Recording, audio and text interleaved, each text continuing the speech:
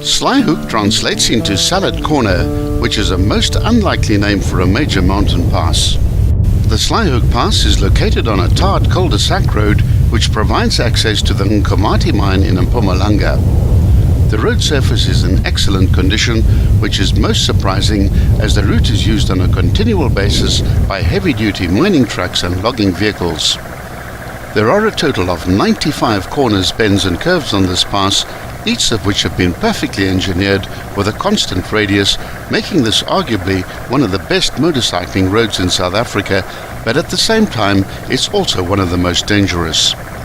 The name of the pass and the road is derived from the original name of the farm on which the mine is located. The Nkomati mine produces a nickel-rich concentrate which also contains copper, cobalt and platinum group metals as byproducts. As this is an out-and-back route, the pass can only be approached from the west. The start point and summit are easily identifiable by some radio towers located on the left-hand side of the road and by the prominent entrance gate to the Misty Valley Lodge, which is on the right, about 200 meters after the start coordinates. The first part of the pass consists mainly of a long and fairly flat straight section which undulates gently between rocky pastures on either side of the road.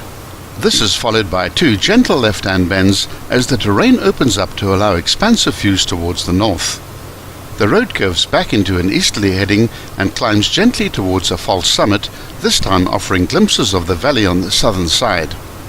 Be particularly careful of large troops of baboons along this stretch. It's almost inconceivable that this amazing road could have escaped the attention of pass aficionados up to this point. This remote road was built primarily to access the mine, although it does also service the logging operations as well as a few farms. But as is often the case with some of the most beautiful areas of the world, there are always some drawbacks. This is an extremely dangerous pass. It's very important for us to emphasize the necessity of obeying the numerous warning signs which have been erected all along this road. Please take careful note of the following hazards. Mining trucks are by far the biggest hazard. These trucks run 7 days a week, 24 hours a day, and you will encounter at least a few of them moving in both directions. There's a mandatory speed restriction of 40 km per hour for these vehicles, but often they'll be moving much slower than this, especially on the steeper ascending sections of the pass. Remain vigilant at all times and only pass them when it's completely safe to do so. As is obvious from the huge pine plantations along most of the pass, this is also a busy logging area. Although not nearly as common as the mining trucks, you'll probably also encounter slow-moving logging vehicles as well. The added hazard here is that, unlike the mining vehicles, they can suddenly appear out of any of the many hidden side roads. As this is a mining road, you're required to switch on your headlights while driving along the route. There's no reason for you not to do this, and it will make your vehicle much more visible to oncoming traffic. Switch on your main beams and not just your parking lights. The speed limit along most of this road is 60 km per hour for normal vehicles, and we cannot emphasize enough the importance of obeying this restriction. There can be an almost overwhelming desire to race your vehicle along this beautiful road, especially if you're riding a motorcycle, but a few minutes of exhilaration are not worth the tragic consequences of an accident. Slow right down and enjoy the stunning scenery. The pass traverses the escarpment and at times will be covered in dense mist. In these circumstances, the pass will switch from being dangerous to becoming potentially lethal.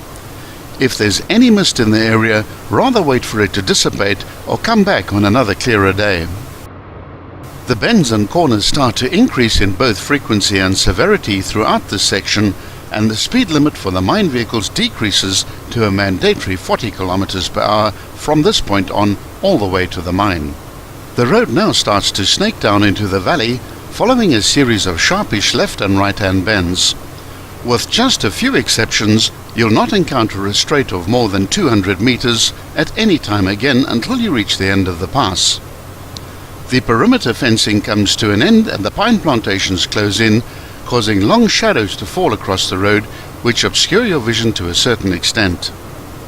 Prominent signs warn that this is a high accident zone, so be extra vigilant along this stretch. Be sure to watch parts 2 and 3 of the magnificent Slaaihoek Pass. Slaaihoek.